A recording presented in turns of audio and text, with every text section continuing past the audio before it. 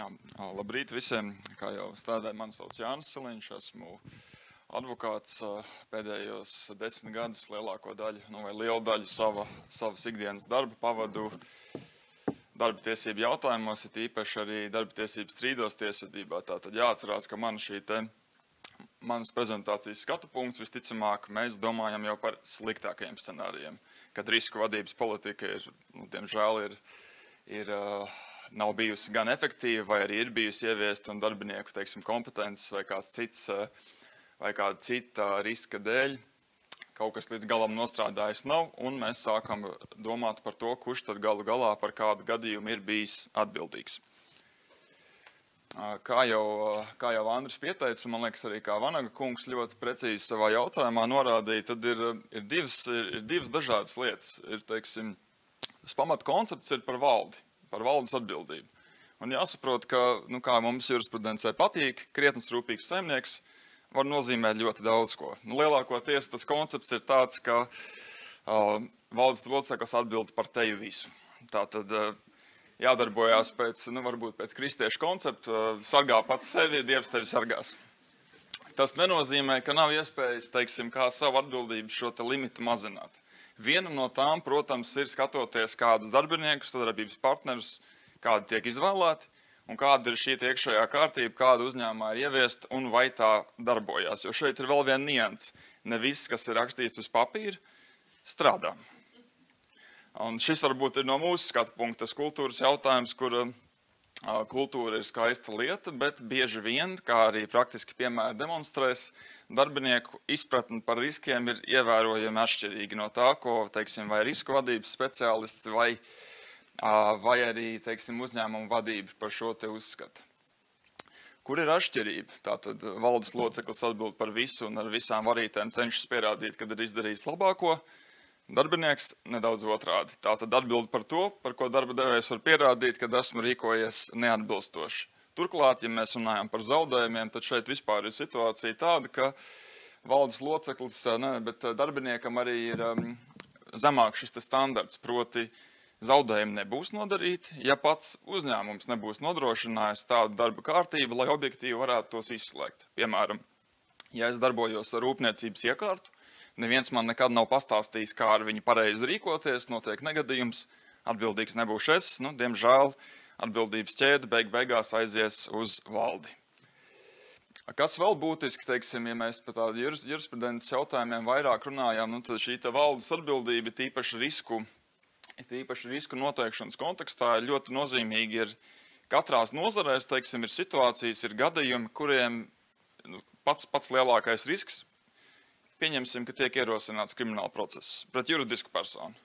Kurš tad beigās atbildēs? Juridiska persona īsti pati, kā krimināla procesāls subjekts šādā veidā nav, tā atkal būs valde. Līdz ar to tad var ļoti vienkārši identificēt savā darbībā tos riskus, kurus nekādos gadījumos pieļaut nevar. Mums arī būs, arī sagatavot pāris piemēru no dzīves, kur ir ļoti daudz dažādu personu kolektīvu atbildību un ir grūti saprast, kurš tad beigās ir darbojies pie ir bijis šī notikuma galvenais autors. Manuprāt, jau kā iepriekšējie šie runātāji ļoti precīzi raksturoja, tad sauksim šo te par iekšējās, kvalitātes vai iekšējās kārtības sistēmu, kas būtu, šis te pamats, bez kura uzņēmumā iztikt nevar. Pat ja varbūt šis te visas politikas nav līdz galam ieviestas vai varbūt nav līdz galam izprasts, bez viņām iztikt nav iespējams. Ir īpaši gadījumos, kuros būs nepieciešams identificēt katras konkrētas personas lomu un atbildības līmeni. Tādi piemēri, varētu būt, kas ir AML prasības šobrīd buksē, ir īpaši uzņēmumiem, kuri nav regulētajās nozarēs, kur šī izpratne par nozīmīgu ir varbūt dažāda. Citi šie piemēri, varbūt arī konkurences tiesību jautājumi, kas ir ļoti interesants aspekts tādā ziņā, ka bieži vien gan Latvijā, gan arī Eiropā tiek atklāts, pieņemsim, kartelis. Un ir vairāki karteļi, arī Eiropas līmeņi bijuši tādi, kur ir darbinieku vadīti karteļi, kur valde nemaz nezināja, ka šāda rīcība faktiski uzņēmumā ir. Tātad uz ko skatās pēc tam uzraugošās iestādes, vai, teiksim, šis risks vispār jebkad ir ticis vadīts, vai ir bijusi, teiksim, šāda apmācība kārtība vai, piemēram, politika, kā, teiksim, vadīt konkurences tiesību riskus uzņēmumos, kuros būvniecība ir populārs, kuros bieži vien šādas, teiksim, neatļautas rīcības notiek. Nu, ar to vien, ka likums pasaka, ka tā nedrīkst darīt, var gadīties par maz.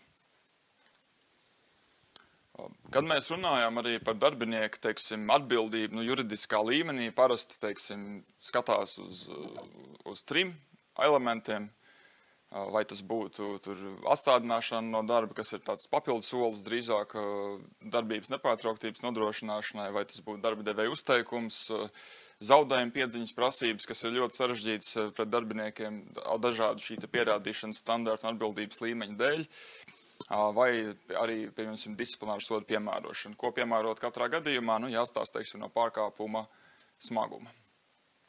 Dosimies pie pirmā gadījuma.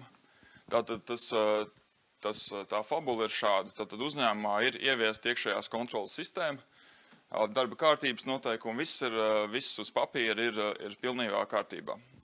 No malas skatoties, nevarētu identificēt, ka šeit īsti varētu būt kāda, teiksim, problēma. Uzņēmums ir Stividor uzņēmums, darbojas ostā, svētdienas diena, pienāk tikai viens kuģis, tātad attiecīgi tas arī ir jāuzkrauj ar kravu. Maiņā tajā dienā uzņēmumā ir maiņas vadītājs, 4 darbinieki, tehniski operatori, iekrāvēja vadītāji. 12. Darbdienas sākas 8, tātad kuģis jāiekrauj līdz darbdienas beigām. Uzņēmuma vadība, tā kā tā ir svētdiena, neatrodas uzņēmumā, bet ir paredzēta šī eskalācijas sistēma. Ja kaut kas notiek, zvani, brauksim, strādāsim. Tātad 12. maiņas vadītājiem ir rodas aizdomas, ka 2 no darbiniekiem ir alkohola reibumā. Ar ostas policijas palīdzību tiek noskaidrots, ka 2 darbinieki tiešām ir alkohola reibumā, no kuriem viens pēc šīs informācijas uzzināšanas izvēlas labāko taktiku aizmūk. Tā arī darbā nevienu dienu pēc tam neieradās.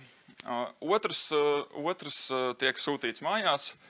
Vienlaikus tiek secināts, ka laika posmā līdz šīs alkohola klātbūtnes noskaidrošanai šis darbinieks ar auto iekrāvēju bija faktiski izraisījis avāriju ar dzelzceļa vagonu.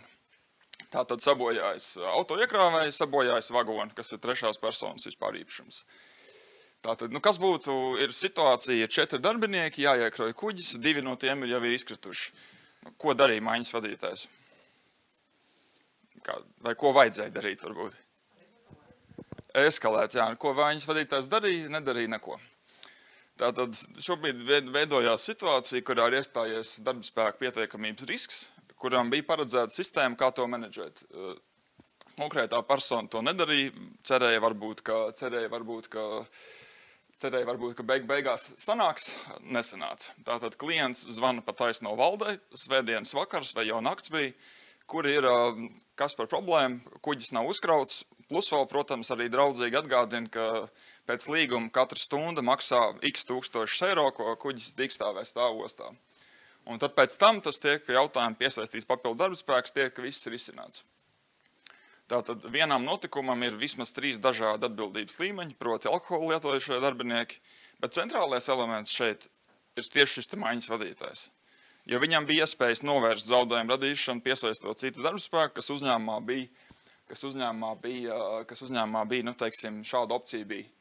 Pēc tam, teiksim, labi juridiskā daļa beidzās, tur viss ar tiesas palīdzību tika atrisināts, daļa darbinieku arī vairs uzņēmumā nestrādāja pēc tam, bet tika risināts jautājums, kā tas varēja notikt. Kā mums bija šāda situācija, kā tas varēja notikt. Un tad tas labākais izskaidrojums, pie kā mēs, teiksim, kopīgiem spēkiem nonācām, ka maiņas vadītājam bija izveidojusies kultūra, bet viņiem bija izveidojusies komandas kultūra, ko viņš nostādīja priekšā augstāk nekā uzņēmuma kopējā. Tā rezultātā viņš izdarīja savu lāču pakalpojumu, vēlētos aizstāvēt savus darbiniekus, vai pasargāt viņus. Realitātē nenovērst to, kad uzņēmumam tiek radīti būtiski zaudējumi. Šeit ir uz papīra, viss uzrakstīts bija precīzi. Protams, šeit notikums bija, kāds bija. Kas bija tas, ko darīja uzņēmuma vadība? Pēc tam uzņēmuma vadība risināja šo tādā veidā, kad ar visiem šiem te vidējā līmeņa un augstāka līmeņa vadītājiem mēģināja, teiksim, šo te kultūras līmeni grozīt tādā veidā, ka radot šo te atvērtību, lai nebūtu bailes vai, teiksim, vērsties vienam pie otru un identificēt šos te jautājumus. Nu, tātad tas tā no mūsu juridiskās viedokļa, teiksim, tieši jautājums par kā tad labākais, ko var izdarīt, teiksim, ar kultūras formalizēšanu, vai sauksim varbūt ar atbildības kultūras formalizēšanu, nu, tad tas būs noteikti skaidrība par savu, tieši par konkrēti savas lomas atbildību un savas rīcības sakām. Tas būs struktūra vienība vai vidējā līmeņa vadītāja iesaistas loma atšķirībā, kā uzņēmumā tas tiek veikts, un tās ir apmācības. Bet šeit mēs runājam par jēgpilnām apmācībām, jo bieži vien tā apmācības vai iepazīšanās ar dokumentiem, tām nevajadzētu būt tādā veidā, kā mēs visi internetā apstiprinām terms and conditions, proti noskrolē līdz lejai, izlasi, piekrīt. Arī ir uzņēmumi, kur šāda pieeja vairs nav iespējama. Proti, tu atver šo vadības sistēmu, tev ir rezervēts laiks. Nu, prezumpcija, protams, ka tu lasi, tikpat labi tu vari skatīties telefonā, veikt pēc tam testus. Jums ir jāmēģina darīt visu iespējamo, lai novērstu to situāciju, ka tas ir absolūti formāli.